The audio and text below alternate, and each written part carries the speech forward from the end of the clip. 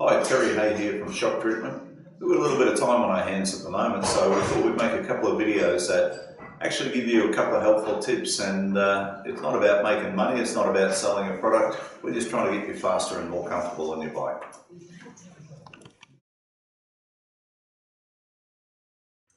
Fortunately here, we're lucky enough to have our own resident motocross racers. This is one of them here, Jake, who also works for us and very good technician.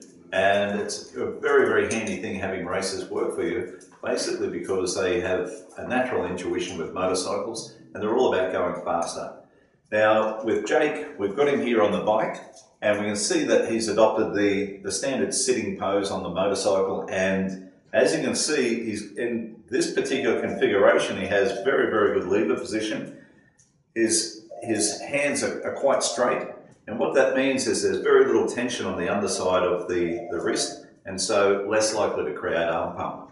Now, what we're about though is checking our bar position and checking the actual bend and make sure it's comfortable. So what we want to do is we want to take our riders and we want to sit them back on the bike a little and bring their hands just back from the bars about 50 millimeters and get them to close a fist. Okay, so do that for us, Jake. And now, if I was to say to Jake, get down and give me 20 push-ups, he's naturally going to find himself in the most comfortable position that's going to give him the best amount of strength and the least amount of fatigue. So what I'd like you to do, Jake, is I would like you just to close your eyes, make a fist, and move your hands in and out until you find the most comfortable spacing for your hands. Yep. Okay? About there? About there? Okay. Now, if we look at that, straight away we can see that Jake would like a much narrower bar than what we've got here. So if this was Jake's bike, we would actually be shortening these bars up for him. But it's not Jake's bike, it's mine. Okay, we know that we need a narrower bar. Next thing we want to check is the sweep. Okay, the sweep is how far the bar bends back for each rider. We're taking 2 screwdrivers. They don't necessarily have to be snap-on. Just indicates that you're a tight ass if you're using cheap Stanley ones. But put one of these in each hand, and now we want to do the same process again, where we get our rider to close their eyes and move the screwdrivers in and out. Now the screwdriver, that's going to conform to his natural grip and his natural hand position. Now if we can see here, what we'll see is that Jake would actually prefer a much flatter bend than what we've got here. These bars are bent back a little bit, and these are the standard Yamaha bars, but for Jake, if we were to give him a flatter bar, he'd be a lot more comfortable and there'd be a lot less tension there, less chance of arm pump.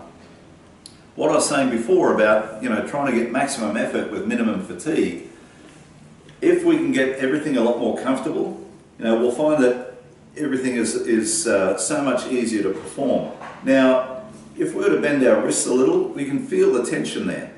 If we find that our bar is at the wrong bend, what we'll find is we'll get a little twisting of the wrist again. Once again, we can easily note the tension. When we see riders take a handlebar, and if it's not quite comfortable, they will roll that bar forward. Essentially, what's happening is because this bar is not directly straight, what will happen is they will rotate the bar around this way, and that then cocks the wrist out to the side, making the whole process even less comfortable. Okay, so it's all about matching the bike to the rider and getting the best out of it. Okay, so we've had our rider on our bike, we've got his measurements, and we basically know that we need a narrower bar bend for him, and we also need something with a little bit less sweep. So we could alter these bars a little if we want, and we could shorten them with the hacksaw and just trim up the ends to get the most comfortable width. But we know that the sweep's not right as well. So if we were to go onto one of the many websites of handlebar manufacturers and look up the stock bar bend for this bike, it would give us all the measurements that we need. It would give us the width, it would give us the sweep, it would give us the center height.